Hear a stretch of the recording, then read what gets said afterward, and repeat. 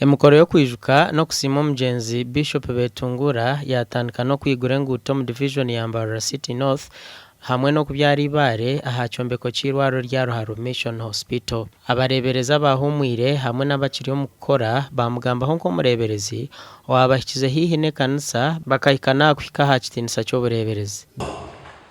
Akandi kakataho kwakweta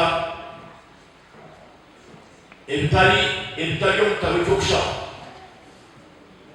nuko tukweza tunaganda ko twesa kana bawo kirora akataba kandi katika nuko mwana owafa ataka botsi akayine buzo yija nabuze najera Bishop kandi mpura nimenda kuzombuhereza numunyakira yabuze wajurwe ta unkali mpura zuma taragarikira izoberi rya kizinyo ibanda nabo yagaruka yatwaza kikombe nambuzi kanyira kuzombuhereza utorajura musigazi ta kunkanye yakaniza kora yoki mutambuzi nena kuzakushoma kwa cyaraza ubinde yabakere nawe cyongano yabanze kwandika nguze kushumura oya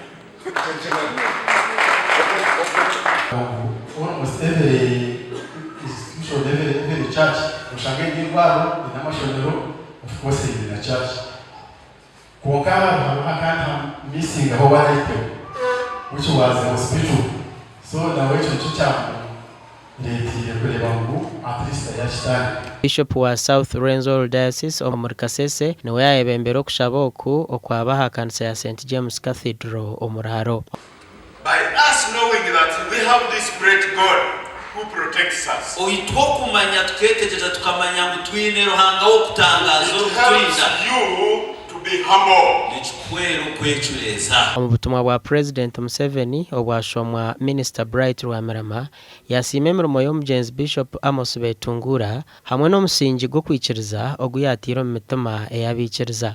President Najera obutwale bwa UPC buri mwenganda buri mwamadini kuka Bishop Betunguura namanywa nko muntu warwanise ibintu ebi akaleta obumwe akaleta okwatanisa akiyamugenganda kandi akomeke kanisa.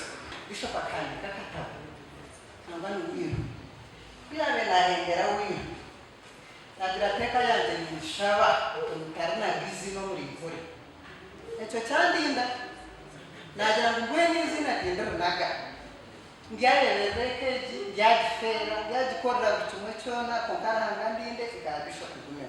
President Museveni yahereza beka y'omugenzi Amos Betunguura miliyoni 30 ezo kubakwasa omukutebeka nse mukoro yo kumwijuka gasha kwa Michael Tumwakiri.